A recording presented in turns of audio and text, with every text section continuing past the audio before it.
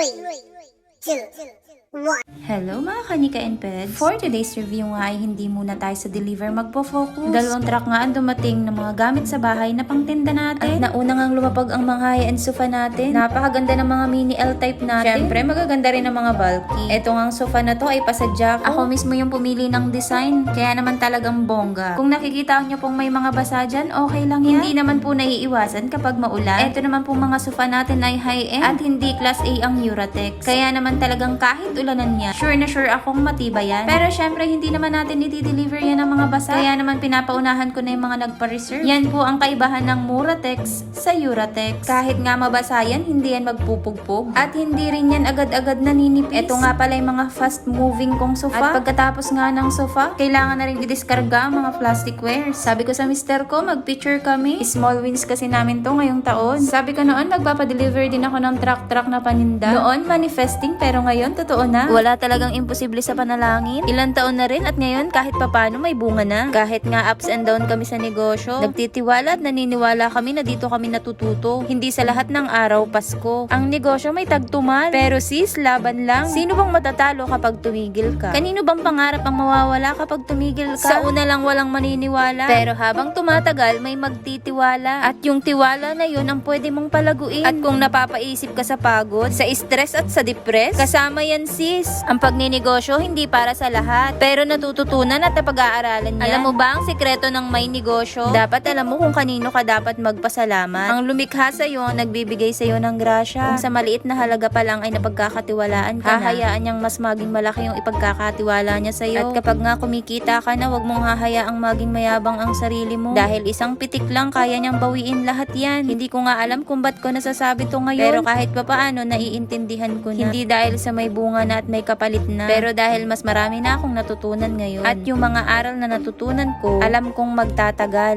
Ano mang uri ng blessing ay galing sa taas. Kaya naman kung nabibless ka na, dapat maging blessing ka rin sa iba. Hindi naman sa pilitan yan sis. May kasabihan nga tayo, pag nakatikom ang palad mo, hindi mo masasambot ang grasya. Pero pag bukas ang palad mo, at alam mo namang meron kang ibibigay, may nakatingin sa'yo. Siya magbabalik ng doble, walang sukat paglagyan. Siksik, liglig, at umaapaw. Parang ito lang kanina, walang laman. Pero ngayon, wala na akong madaanan. Eto nga yung tinatawag kong paninda na may konting bodega. Punong-puno naman talaga sis. Kung naghahanap nga kayo ng mga tipid bundle set, eto na yun dyan. Madami na naman tayong stock at sana maubos ulit. At para nga sa susunod na video, i-follow mo na ako para updated ka sa lahat ng tinitinda ko. Affiliate din ako sa TikTok, Shopee, and Lazada. At meron ding physical bodega. Salamat sa panonood. Sa susunod ulit. Thank you!